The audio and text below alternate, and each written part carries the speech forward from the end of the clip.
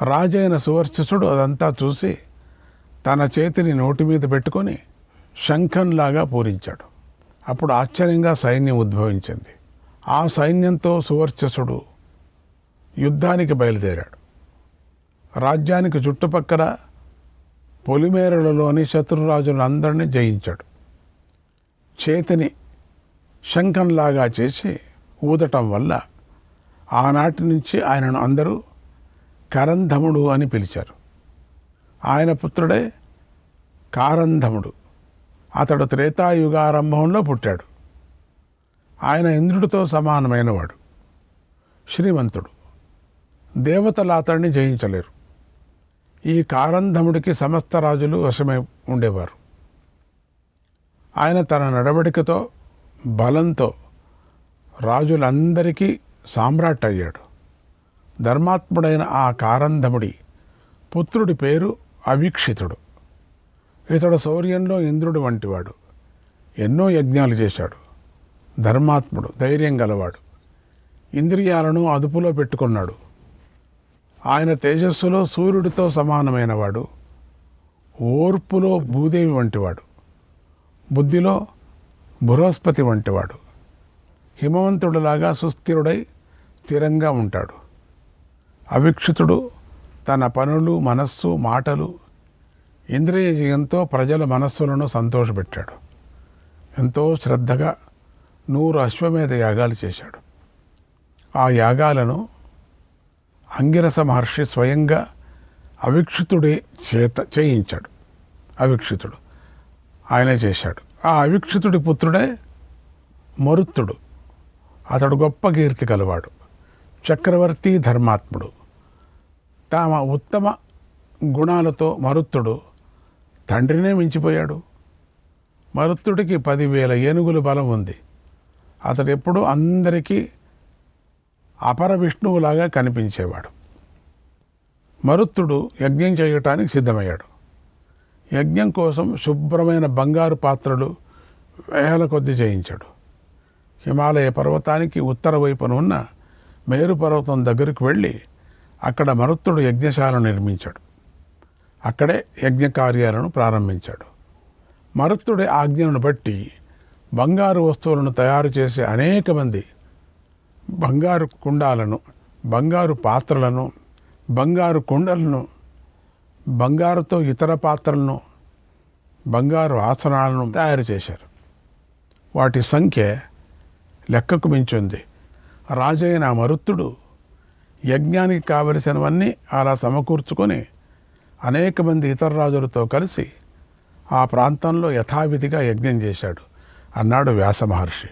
శ్రీకృష్ణాయ పరమాత్మనే నమః. 5వ అధ్యాయం. వ్యాస మహర్షి ఇలా చెప్పాడు. నాయనా, పూర్వం దక్ష ప్రజాపతికి అసురులు, దేవతలు సంతానంగా పుట్టారు. వారు ఎప్పుడూ పరస్పరం పోటీ పడుతూ ఉండేవారు, దాయాది అన్నదమ్ముళ్ళు. అలాగే అంగీరసుడికి బృహస్పతి, సంవర్తుడు అనే 2 పుత్రులు ఉన్నారు.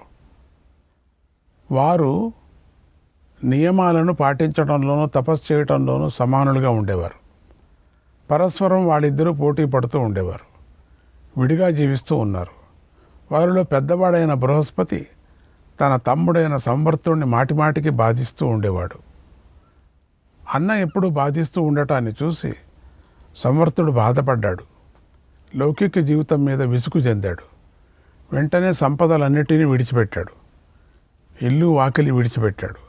దిగంబరుడై అడవుల్లోకి వెళ్ళిపోయాడు. సంవర్తుడికి అలా జీవించడమే నచ్చింది. ఒకనాడు ఇంద్రుడు రాక్షసులందరినీ జయించి లోకాలన్నిటి మీద ఇంద్రత్వాన్ని పొందాడు. ఇంద్ర పదవిని పొందాడు. తర్వాత ఇంద్రుడు బృహస్పతిని తన పురోహితుడిగా చేసుకున్నాడు. ఇంతకుముందు అంగీరసుడికి కరంధమ మహారాజు యజమానిగా ఉండేవాడు. కరంధముడు తాను జీవించాలి అని అనుకున్నంతకాలం ఈ లోకంలో బ్రతికాడు. చివరకు శరీరంతో పాటుగా స్వర్గానికి వెళ్ళాడు. ఆయన పుత్రుడే అవీక్షితుడు. అతడి పుత్రుడే మరుత్తుడు. అతడు ఇంద్రుడితో సమానమైనవాడు. మరుత్తుడు రాజైనందుకు భూదేవి ఎంతో సంతోషించింది. ఆ మరుత్తుడు ఎప్పుడు ఇంద్రుడితో పోటీ పడుతూ ఉండేవాడు. ఇంద్రుడు కూడా మరుత్తుడితో పోటీ పడుతూ ఉండేవాడు. అతడు ఉత్తమ గుణాలు గలవాడు. ఎంతగానో ప్రయత్నించి కూడా ఇంద్రుడు ఆయనను మించలేకపోయాడు కూడా. అయితే మరుత్తుడు మాత్రం దేవతలను కూడా మించిపోయాడు. దానిని ఇంద్రుడు గమనించి ఒకనాడు బృహస్పతిని పిలిచి ఇలా అన్నాడు, ఓ బృహస్పతి, నువ్వు మరుత్తుడి వంశం వారికి పురోహితుడు అని నాకు తెలుసు. కనుక నాకు నువ్వు సంతోషం కలిగించాలనుకుంటే మరుత్తుడికి సహకరించకు. ఏ పరిస్థితిలో కూడా నువ్వు అతడి చేత దైవ కార్యాలు చేయించకు, పితృకార్యాలు చేయించకు. ఓ బృహస్పతి, ముల్లోకాలలోని దేవతలందరిలో నేను ఒక్కడినే ఇంద్రుడినయ్యాను. మరుత్తుడు కేవలం భూమికి అంతటికీ రాజు అయ్యాడు, అంతే. ఓ విప్ర, నీకు మళ్ళీ చెప్తున్నాను, ఈ ఇంద్రుడికి మరణం లేదు. నాలాంటి వాడి చేత యాగాలు చేయించే నువ్వు మరణించే స్వభావం గల మరుత్తుడి చేత యాగాలు ఎలా చేయిస్తావు? కనుక చేయించకు. నీకు శుభం జరుగుగాక. ఇప్పుడు నువ్వు నన్నో లేక మరుత్తుడునో ఎవరో ఒకరిని యజమానిగా చేసుకో. నా అభిప్రాయం ప్రకారం అయితే నువ్వు ఆ మరుత్తుడిని పూర్తిగా విడిచిపెట్టేయి, నన్నే ఆశ్రయించు, నీకదే మంచిది అన్నాడు. ఆ మాటలు విని బృహస్పతి కొద్దిసేపు ఆలోచించాడు. తర్వాత ఇంద్రుడితో ఇలా అన్నాడు, ఓ ఇంద్ర, నువ్వు సకల ప్రాణులకు అధిపతివి. సకల లోకాలు నీ మీదే ఆధారపడి ఉన్నాయి. నువ్వు నముచుడిని, విశ్వరూపుణ్ణి, బలుడిని సంహరించావు. నువ్వు సాటిలేని వీరుడు. నువ్వు ఉత్తమ సంపదను కలిగి ఉన్నావు. భూమిని, స్వర్గాన్ని ఎల్లప్పుడూ రక్షిస్తూ ఉన్నావు. అలాంటి నీకు మాత్రమే నేను పౌరోహిత్యం చేస్తాను, కానీ మానవుడైన ఆ మరుత్తుడికి పౌరోహిత్యం చేస్తానని అనుకుంటున్నావా? అనుకోకు.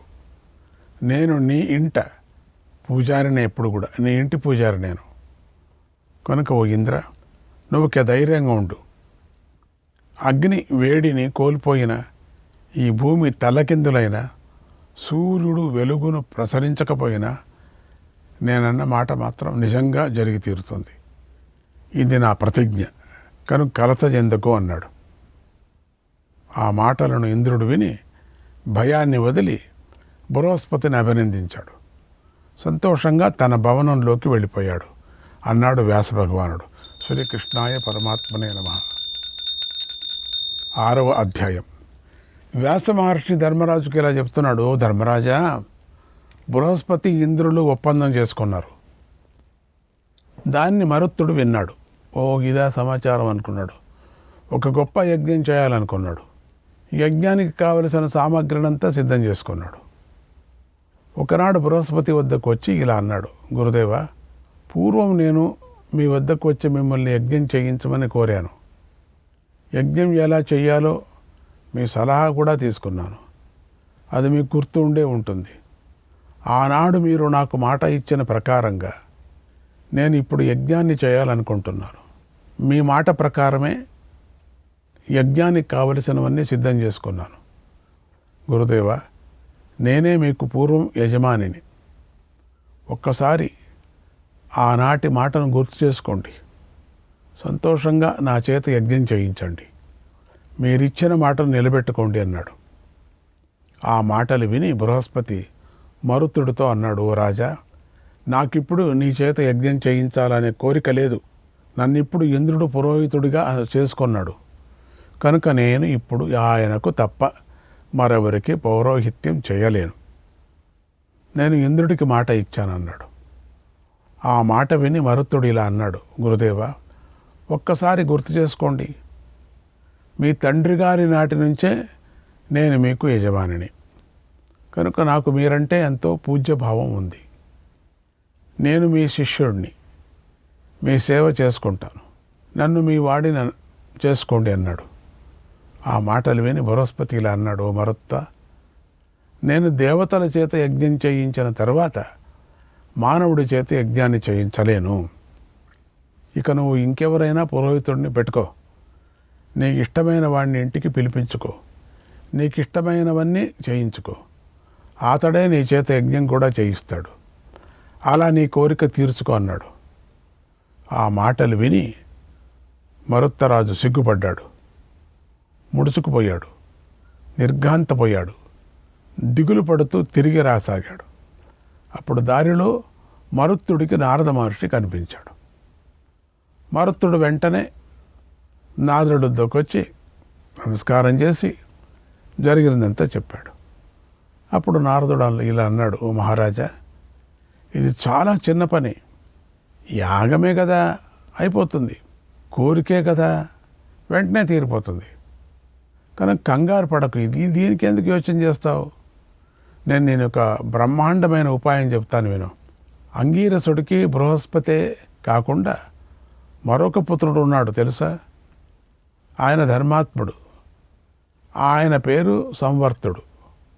అయితే ఆయన అవధూత, దిగంబరుడు, రహస్యంగా అన్ని దిక్కులతో తిరుగుతూ ఉంటాడు. ఆ బృహస్పతికి నీ చేత యజ్ఞం చేయించడం ఇష్టం లేకపోతే ఆ సంవర్తుడు నీ చేత తప్పకుండా యజ్ఞం చేయిస్తాడు. కనుక దిగులెందుకు, హాయిగా సంతోషంగా సంవర్తుడి దగ్గరికి వెళ్ళు, నీ పని అయిపోతుంది అన్నాడు. ఆ మాటలు విని మరుత్తుడి ముఖంలో కళ వచ్చింది. ఎంతో సంతోషిస్తూ ఇలా అన్నాడు, నారద మహర్షి, ఇప్పుడు ఆ సంవర్తుడిని ఎక్కడ చూడాలో చెప్పండి, నేను ఆయన వద్ద ఎలా నడుచుకోవాలో చెప్పండి, ఆయన నన్ను విడిచిపెట్టకుండా ఉంటాడా?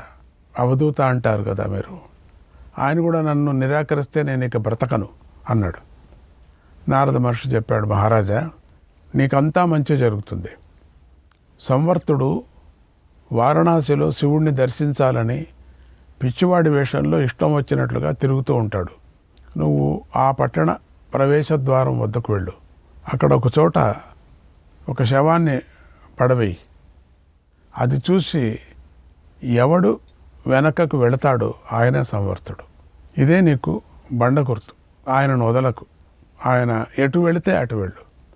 ఆయన ఒంటరిగా ఉన్నప్పుడు దగ్గరికి వెళ్ళి నమస్కారం చేసి శరణు వేడు. అప్పుడు ఆయన ఇలా అంటాడు, ఆ మాటలు కూడా నేనే నీకు చెబుతున్నాను, జాగ్రత్తగా వీటిని గుర్తుపెట్టుకో. ఓ రాజా, అసలు నా గురించి నీకెవడు చెప్పాడు? నేను ఇక్కడ ఉంటానని, ఇలా తిరుగుతూ ఉంటానని నీకెవడు చెప్పాడో చెప్పు అని గద్దిస్తాడు. నువ్వు భయపడకు, ఆ నారదుడు మీ గురించి చెప్పాడని చెప్పు. అప్పుడు ఆయన ఆవేశంగా నా దగ్గరకు రావాలని ప్రయత్నిస్తూ ఇలా అంటాడు, ఓ రాజా, ఆ నారదుడు ఇప్పుడు నా చేతికి ఎక్కడ దొరుకుతాడు చెప్పు అని అడుగుతాడు. దానికి కూడా నువ్వు భయపడకు. ఓ మహాత్మా, ఆ నారదుడు అగ్నిలోకి దూకేశాడు అని చెప్పు, నీకేమీ అసత్య దోషం అంటదు. నేను అగ్ని వంటి వాడినే, కనుక భయపడకు. ముందు నీ కోరిక తీరాలి, నీ యజ్ఞం జరగాలి, కనుక నేను చెప్పింది చెయ్యి, శుభం అన్నాడు. మరుత్తుడు అలాగే అని చెప్పి మహర్షికి నమస్కారం చేశాడు. నారద మహర్షి దగ్గర అనుమతి తీసుకొని కాశీకి వెళ్ళాడు. నారదుడు ఏం చేశాడు, చెప్పినట్టుగా ఆ పట్టణ ద్వారం దగ్గరికి వెళ్ళి ఒక శవాన్ని పడేశాడు. అప్పుడు ఒక విప్రుడు అటుగా వచ్చి శవాన్ని చూసి చటుక్కున వెనక్కి తిరిగి వెళ్ళిపోసాగాడు. మరుత్తుడు ఆయనే సంవర్తుడు అని గ్రహించాడు. వెంటనే చేతులెత్తి నమస్కారం చేస్తూ ఆయన వెంట వెళ్ళాడు. ఆయన ఎటు వెళితే అటే వెళ్ళాడు. సంవర్తుడు కొంత దూరం వెళ్ళి ఒక ఏకాంతంలో ఆగాడు. వెనక వస్తున్న మరుత్తరాజు కూడా ఆగి నమస్కార ముద్రతోనే అలా నిలబడ్డాడు. అప్పుడు సంవర్తుడు, ఎవడరా నువ్వు, నా వెనుక ఎందుకు వస్తున్నావరా, నీకు వేరే పని లేదా, నన్నెందుకు పట్టుకొని వేలాడుతున్నావురా అంటూ అరుస్తూ దుమ్ము తీసి మరుత్తరాజు నెత్తిన పోశాడు. అయినా నారద మహర్షి మాటలను మనస్సులో గుర్తు చేసుకొని మరుత్తుడు కదల్లేదు.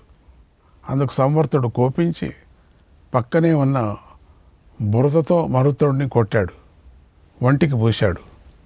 అయినా మరుత్తుడు కదల్లేదు. అప్పుడు సంవర్తుడు మరుత్తుడి ముఖం మీద ఉమ్మేశాడు. అందుకు కూడా మరుత్తుడు దిగులు చెందలేదు, కలతపడలేదు.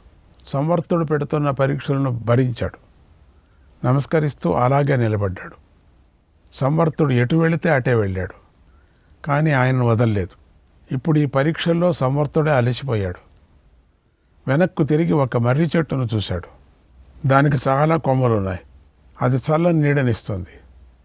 సంవర్తుడు గబగబా వెళ్ళి ఆ చెట్టు కింద కూర్చున్నాడు. అన్నాడు వ్యాస భగవానుడు, శ్రీకృష్ణాయ పరమాత్మనే నమః. 7వ అధ్యాయం. అప్పుడు సంవర్తుడు మరుత్తురాజుతో ఇలా అన్నాడు, ఓ మహారాజా, అసలు నన్నేలా తెలుసుకున్నావు? నువ్వు నన్నెందుకు పట్టుకున్నావు? నా గురించి నీకెవరు చెప్పారు? నాకు జరిగిందంతా నిజం చెప్పు. నిజం చెప్తే నీ కోరికలన్నీ తీరుతాయి. అబద్ధం కనుక చెబితే నీ తల ఇప్పుడే 100 ముక్కలైపోతుందన్నాడు. మరుత్తుడు చెప్పాడు, మహాత్మా, నాకు దారిలో నారద మహర్షి కనిపించి సంవర్త మహర్షి నీ గురుపుత్రుడే అని నాకు చెప్పాడు. అందువల్లే నాకు చాలా సంతోషం కలిగింది అన్నాడు. అప్పుడు సంవర్తుడు ఇలా అన్నాడు, బాగుందయ్యా, నువ్వు నిజమే చెప్పావు. ఆయనకు నేను యాగాలు బాగా చేయిస్తానని తెలుసు. ఇప్పుడు ఒక మాట అడుగుతున్నాను, దానికి కూడా నిజం చెప్పు. నీకు నా గురించి చెప్పిన నారదుడు ఇప్పుడు ఎక్కడున్నాడు అని అడిగాడు. ఆ మాటలు విన్న వెంటనే భరతుడు నారద మహర్షి చెప్పిన మాటలు గుర్తు చేసుకున్నాడు.